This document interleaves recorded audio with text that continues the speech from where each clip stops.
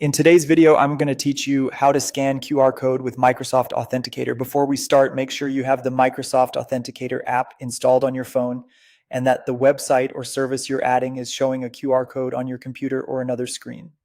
Keep that QR code visible while we go through the process. Good lighting and a clean camera lens will make scanning faster, and allowing the app to use your camera is essential. Begin by opening the Microsoft Authenticator app on your phone. If you're opening it for the first time, you might be asked to grant notifications or camera access. Go ahead and allow those so everything works smoothly. You should see any accounts you've already added or a clean screen if it's new. Next, look to the top right corner of the app and tap the plus sign. This is how you add a new account. On some devices, you may see an Add Account button. It works the same way. Tapping this tells the app you're ready to pair it with a new service for two-factor authentication.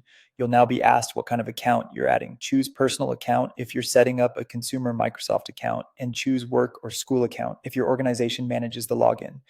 If you're adding two-factor authentication for a non-Microsoft site, like an app, a bank, or another online service, select the Other option.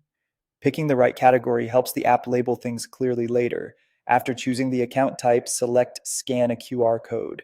This opens your camera right inside the Authenticator app. Point your phone at the QR code that's displayed on your desktop or second screen. Center the code in the frame and hold the phone steady. If it doesn't scan right away, increase the brightness on your computer, reduce glare, and move slightly closer or farther until the code snaps into focus. You don't need to press the shutter. The app recognizes the code automatically.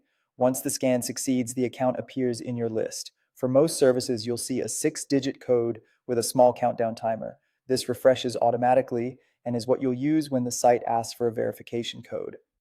Some Microsoft sign-ins may instead send an approval prompt to the app. Follow the on-screen instructions on the website to finish confirming. Never share your verification codes with anyone. That's it.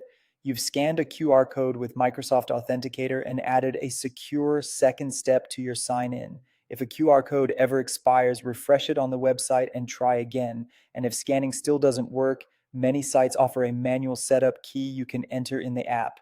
Thanks for watching and happy securing your accounts.